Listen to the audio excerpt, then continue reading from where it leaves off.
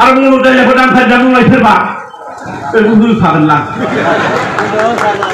मल'दायलाखौ सिनायगौ बियो आंखौ होनलाय सोरबा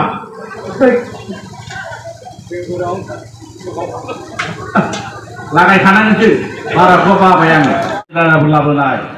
गोबांथार जोंनि जोहोलाव जोहोलावजोफ्रा जिउ बावनांदों बे बिटिसि बिटिआरनि थाखाय बेखायनो बड'फा ब्रह्म गोदो बुंलांदों जातिनि गेजेराव फोथायलायनो थानांगोन होनना बुंदों बिसास गावजों गाव थालायनांगोन खौनो गावनि गेजेराव इग'स्टिक माने गावखौनो गाव दुग्गानाय गावखौनो गाव एकदमबारे अहंकारि बे जिनिसा थानो मोननाय नङा होनना बुंदों बेखायनो आङो माखासे मेथाइ लिरदों बड'फा उपेन्द्र ब्रह्मनि जेनाखि बड'फानि मेथाइ बे बड'फा मेथाइ आं लिरनायसो आरो आं मेथाइ लिरबावदों आं बर' बे मेथाइखौबो लिरदों दिरुनथ'वाखै दिरुनसिगोन कयेक मासनि उनाव बिथाङा जोंनो माखासे बोसोन होलांदों खिन्थु बोसोन होलांनाय जेनाखि जोंनि दैदेनगिरिफोर दंमोन सासेनि उनाव सासे सासेनि उनाव सासे सासेनि उनाव सासे रुंसारि जालांजोब्बाय बेखायनो दानि जानाखि जेनेरेसन दानि जानाखि दैदेनगिरिफोर बिथांमोननिसिम आंनि खावलायनाय बे खावलायनायानो जाहैबाय बड'फा उपेन्द्र ब्रह्मआ बुंदों गेरेमसा जाति दानांगौ गेरेमसा जातिखौ जों बोरै दानो हागोन गेरेमसा जाति माने आलादा रायजोखौनो जों बुजिदों गेरेमसा आलादा रायजो होनबासो जों गेरेमसा जाति दानो हागोन बे आलादा रायजो एबा गेरेमसा जातिखौ दानांगौब्ला जोंनो खौसेथिया जोंनि दरखारथार बेखायनो बाहाय नुजानो हानाय गासैबो लिडार केडार फल'वार गासैखौबो आंनि खावलायनाय जों खौसेथिनि थाखाय जों हाबा मावनांगौ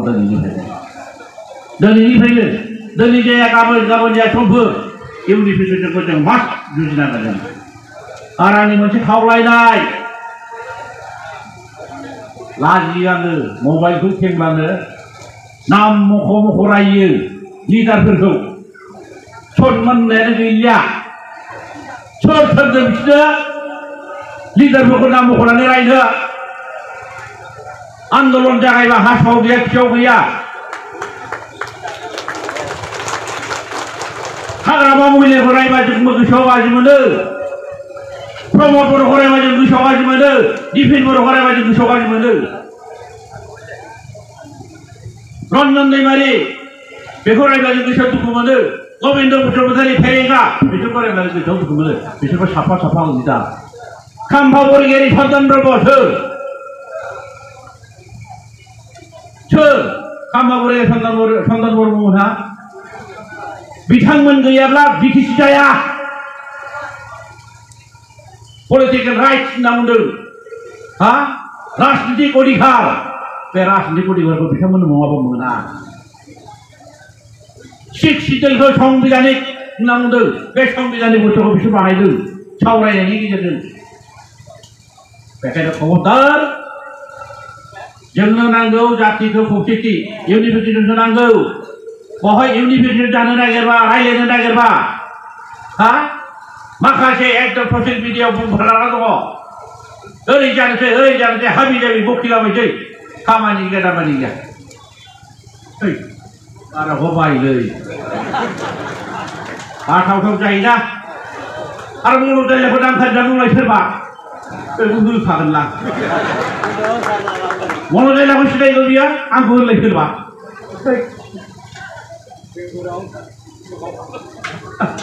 लागायखानांगोनसो बाराखौ बाबाय आङो थारमाने बिराद दुखु मोनदों मावनो हो लिडारफोरखौ सुस्थ' मगजै साननो हो जेनेरेसनाव केप्टेनसि जानो हानाय लिडारशिप जानो हानाय जों प्रडाक्शन खालामनांगौ सम जादों जोंहा जेनेरेसनखौ प्रडाक्ट खालामनो थाखाय कैप्टेनसि लिडारशिप लानो हानाय जनेरेसनखौ प्रडाक्ट खालामनो जोंहा सम जादों बुजिनो रोंगोना रोङाखै फैलाय साननायफोरनो गासिबो एकदमबारे डिससाटिसफेक्टेड कनस्ट्राक्टिभ गैया बबे आदर्शखौ लानानै बबे पलिसिखौ लानानै बिगाब बिगाब दाम खारि खारि रायनो हादों सोर होदों अधिकारखौ एसे बयबो सोंखारिनाया मोजांलै